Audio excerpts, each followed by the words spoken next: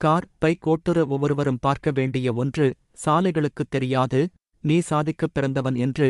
விரைந்து செல்லும் வாகனங்களுக்குத் தெரியுமா நீதான் எங்கள் வீட்டின் விடியல் என்று. முந்திச் செல்லும் முன்னோடிகளுக்குத் தெரியுமா நீதான் எங்கள் வீட்டின் முகவரி என்று.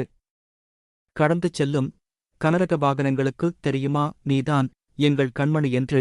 விடியலும் விலாசமுமாய் நம்பிக்கையும் எதிர்காலமுமாய் நம்பியிருக்கிறோம் உன்னை.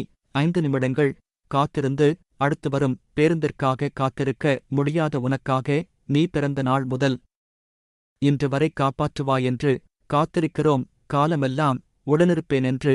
கட்டிய தாலி நினைவிருக்கிறதா கண்ணாளா காத்திருப்பேன் கடைசி வரை.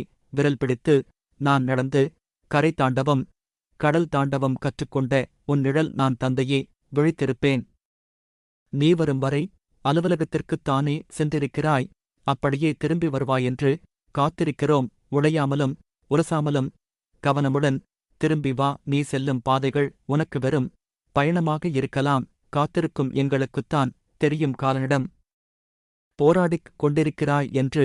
அம்மாவும் அப்பாவும் தம்பியும் தங்கையும் மனைவியும் மகளும் மகனுமென வாழக் கிடைத்த இந்த வாழ்க்கையொரு வரமென்று உணர்ந்து கொள்ளுங்கள். தொங்கிச் செல்வதும் துரத்திச் செல்வதும் உங்கள் குருதியின் வேகமாக இருக்கலாம். ஆனால் மரணமிலிருந்து எப்போதும் தப்பித்துவிட முடியாது. விவேகமுடன் செயல்படாவிட்டால் வீட்டில் காத்திருக்கும் உயிருக்கும் மேலான உங்கள் உறவுகளையெல்லாம் அரசு மருத்துவமனையில் பிணவரையில் பிரேத பரிசோதனைக்காக காத்திருக்க வைத்துவிடும் என்பதை அறிவீர்களோ? அதனால் தயவுசெய்து வாகனத்தில் செல்லும் போது மெதுவாக செல்லவும். நீங்கள் ஒரு மகனாக இருந்தால் ஒரு குடும்பத்தின் வாரிசு போச்சு.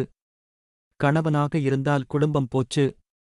தந்தையாக இருந்தால் ஒரு குடும்பமே 2 போச்சு. கணநேர கவனக்குறைவால் கதை முடிகிறது நண்பா. கவனமாக செல். காத்திருக்கு உறவுகள் உனக்காக. ஸ்வீட்டில்ஸ் பட்கில் there in no replay in life no spare parts available for your body. நாம் ஒவ்வொருவரும் நினைக்கிறோம் விபத்து நமக்கு ஏற்படாது எனறு. அது நமக்கு நடக்கும் வரைதான். மிதவேகம் மிக நன்று. வாழ்க வளமுடன். சமூக அக்கறையுடன் உங்கள் நண்பன்.